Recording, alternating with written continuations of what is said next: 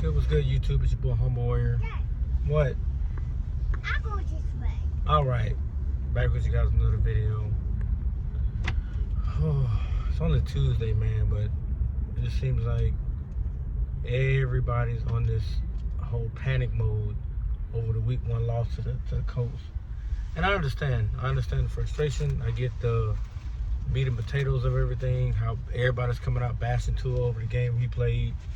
And by no means am I defending his performance, because he did play like shit. I said in another video, but to sit there and say that he's worse than J.J. McCarthy and damn Cam Ward, guys that just played their very first NFL game, you're retarded. Like, he's clearly better than them, but he had a bad game. Now, that's why I said people only do this when it comes to him. Anybody else, they praised him for it. Just like J.J. McCarthy threw a pick 6 in his first NFL game. And they were down by as many as 17 at one point. But he did help them come back and win the game. But it's a team effort. And then he played the Bears, who are not that good. The Bears are not that good. The Colts are a better team than the Bears are, in all aspects. So to sit here and disrespectfully talk about, they need to trade Tua, get rid of him, cut him, go and trade Tyreek, blow it up, after week 1. Like, you guys are not making any sense. And to the loyal fan base, or the loyal people that call themselves fans of the team, they keep saying we dealt with this for 3 years. McDaniel on benefit since 2022. I mean, come on now. And every year he's been there, they've had a winning record. It's not a lot to hang your hat on, but it's a fact. So it's like, miss me with the dumb stuff, man. Like, last season they started off 1-0. They barely beat the Jaguars. Everybody was talking about, well, we won the game, so we'll see, Then they won. They beat the Patriots, then they lost to the Bills. Then from there, it kind of went up and down throughout the year. All right, stop it. No. And they were ready to push, the fire button on that man. Year before that, they beat the Chargers in the epic game.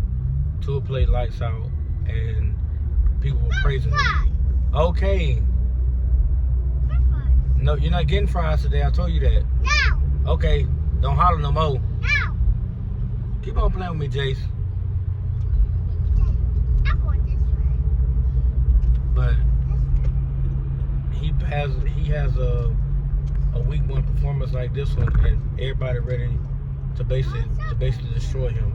Even though people themselves are coming out talking about how he averages 300 yards a game in week 1, 2 or 3 touchdowns in week 1, and we normally win the game. He didn't reach that plateau. Now he sucks. Now he's no good. Now we need to trade him. Make up your mind, people. Because if he's able to redeem himself, and I think he will on Sunday against the Patriots, then what's going to be said then? Oh, well, that's a fluke. He's not good or whatever. He's still trash. We still need to move on from him.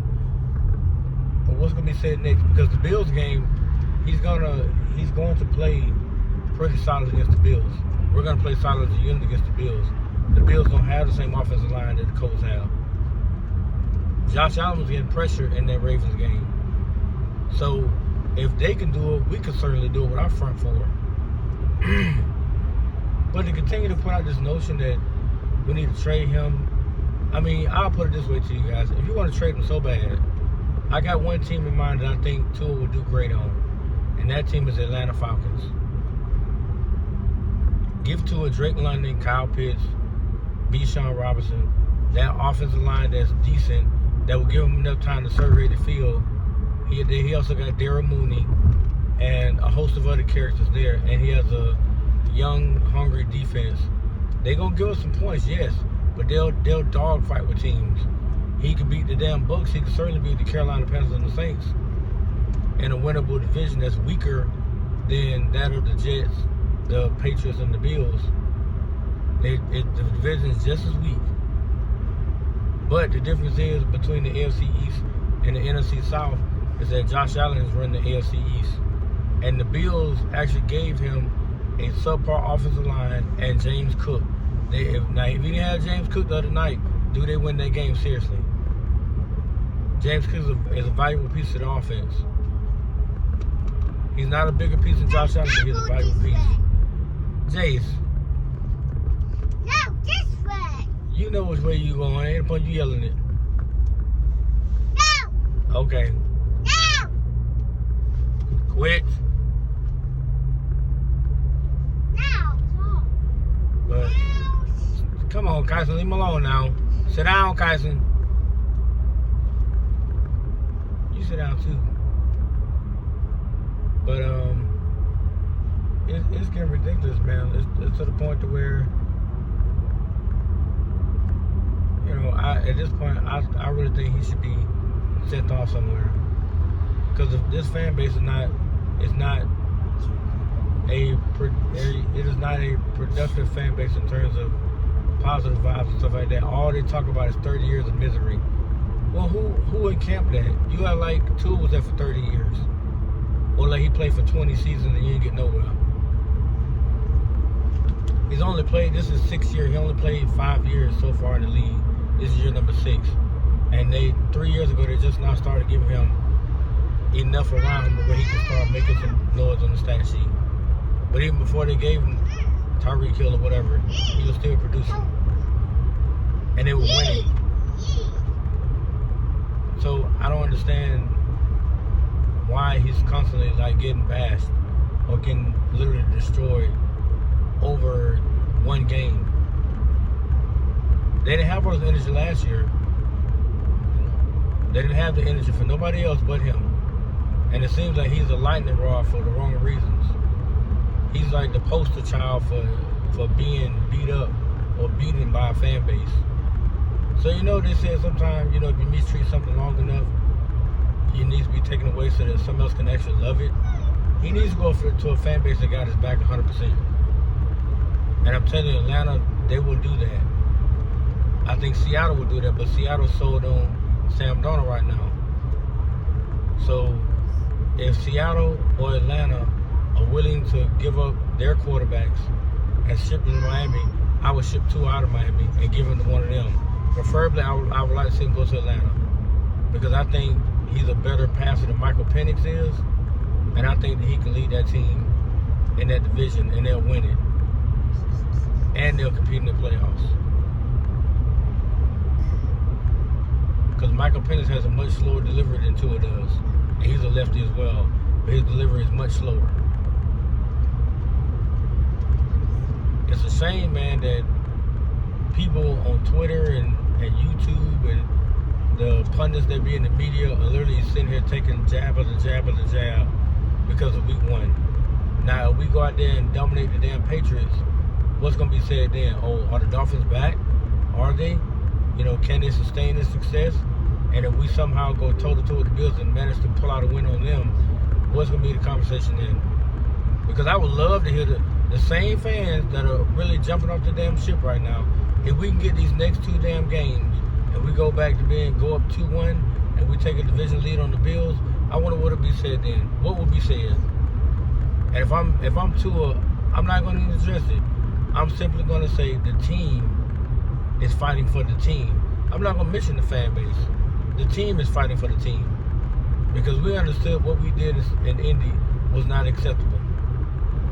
But we also understand what's at stake. What's in front of us is 16 more games of an opportunity to make a playoff run and to get a home playoff game. We understand that. We got knocked out on the canvas. Now we got to get up, put our mouth in our mouth, and go to work. That means hitting this punching bag. That means taking it one game at a time, one possession at a time, one quarter at a time. And to them double zeros across that clock, or them 4 zeros, and it's a W in our favor, we're not satisfied. And I really wish they would stop coming out to Tua over certain questions. Like Omar asked a fair question, but at the end of the day, Omar, I mean, he will turn it over in bunches. I don't know why he does that. I believe because sometimes he do be pressing. Because you can see on the interception to the D lineman, he clearly saw the dude right there. He still threw it. He was not going to be able to get that over his head down to Malik Washington. So just throw it out of bounds.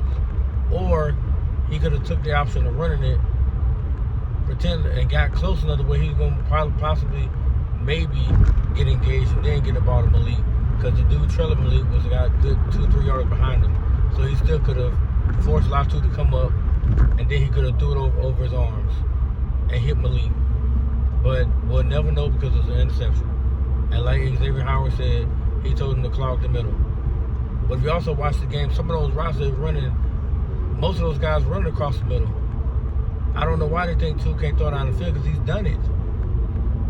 He's done it multiple times. He don't have a weak arm. He could throw the ball down the middle. I mean, not down the middle, but down the field, the left or the right hash. He can do it. They just don't call enough plays for him to do it. Because McDaniel likes over the middle. But even though I know the damn bashing ain't gonna stop, I wish people really take the time to appreciate what you have in this kid. Because once he's gone, you're gonna go through 2 or 3 years of suffering with a new quarterback. And then it's like, what? You could have actually kept him. The GM, I think Chris Greer should be fired, even if they do make a big playoff run, because he fails to build a correct team. He always picking up pieces that nobody else wants. Now, I'm not saying this Connor Strange guy is not going to pan out, but we don't even know that. And he's activated to the roster now, which means he better play on Sunday, and we'll be at home. So we're going to need that crowd behind him 100%. And we're going to need them to come out throwing haymakers from the jump, defensively and offensively. If we get up 14, 21, 28, nothing on the Patriots, I want us to get to 42, then we can let Tua go and sit on out. Because then he'll have probably 300-400 yards, 3-4 touchdowns, and I'm happy with him. He can sign off. He no longer has to stay out there on that field. And hopefully the fan base by then will leave him alone. But I guarantee if he balls out Sunday, nobody gonna say nothing about it. They're gonna give credit to Tyreek, Waddle, and everybody else. They're gonna say, well, anybody can throw that pass, anybody can do that Tyreek, anybody can do that.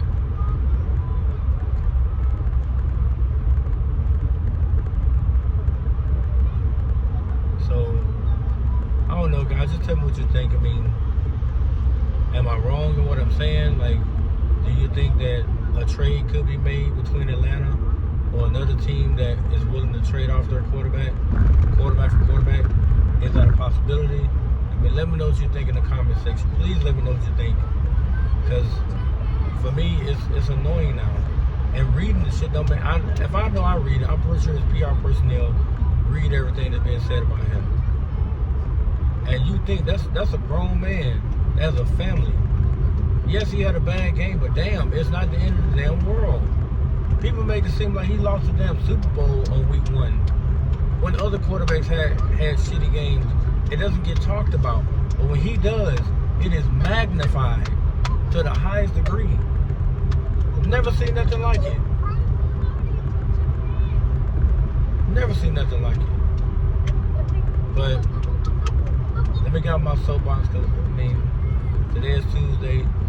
You got Wednesday, Thursday, Friday, 3 days. You got Saturday, and then Sunday he has a chance. So he has 4 days before he faces the Patriots. So we're going to see what he looks like in a bounce-back game. And then we'll go from there. But I do believe we'll beat the Patriots. We're a better team than they are all around. So we should not play down to their level. We should go out there and embarrass them on our home field. And then we'll prepare ourselves for the Bills.